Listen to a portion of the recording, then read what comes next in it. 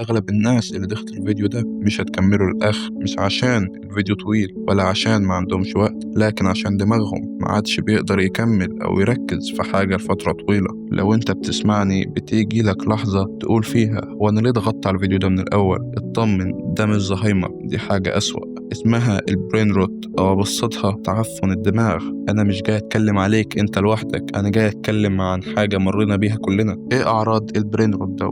بدأت أنسى حاجات مهمة، مواعيد، مناسبات، تفاصيل صغيرة، تركيزي قل، صبري اختفى، خلقي بقى ضيق، بقيت بمل من كتاب بعد 5 دقايق، فيلم 20 دقيقة بقيت بحس إنه طويل، فيديو ربع ساعة محتاج مجهود إن أفضل أسمعه، بقيت بستصعب أفكر، أي حاجة محتاجة مجهود ذهني أسيبها وأخلي الذكاء الاصطناعي يفكر مكاني. ولو ده بيحصل معاك يبقى دماغك بدأت تدخل في مرحلة صعبة. ده مش مرض، لكن حالة ممكن تكون أسوأ من المرض. عشان نفهم البرين روت دون محتاجين نفهم دماغنا متصممة ازاي. ارجع معايا لآلاف السنين، الإنسان زمان كانت دماغه متبرمجة على البقاء، يصطاد، يهرب من الخطر، يعيش. لما ينجح دماغه بتديله مكافأة واللي هي الدوبامين. الدوبامين كان بيجي بعد مجهود كبير جبار. دلوقتي انت بقيت بتاخده وانت نايم، تتفرج على فيديوهات قصيرة، كل حركة صغيرة بتديك جرعة دوبامين. الدوبامين ده رخيص، قصير المدى، بيخلص بسرعة، فبيخليك تطلبه تاني، وكده انت دخلت في دايرة إدمان. دماغك زي الطفل الصغير، لو فضلت تكرر قدامه حاجة معينة هيعملها. كده انت لو قررت قدامه انه بتركز هيبقى مركز، لو قررت قدامه انك هتشتت هتبقى مشتت طول عمرك. المشكلة ان احنا بقالنا سنين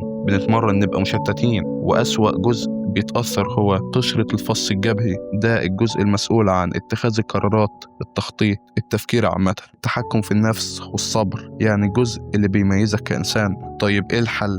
أول خطوة الوعي، إنك مش ضعيف، أنت متبرمج. إحنا نقدر نعيد برمجة نفسنا بسهولة. أول حاجة راقب نفسك، افتح سكرين تايم، شوف أنت بتضيع وقتك على الموبايل قد إيه، وامسح التطبيقات أو قلل من الوقت اللي أنت بتمسكه. راقب نفسك. 2. نظف بيئتك، اقفل الإشعارات بتاعتك وانت بتشتغل، واعمل انفولو للمحتوى التافه.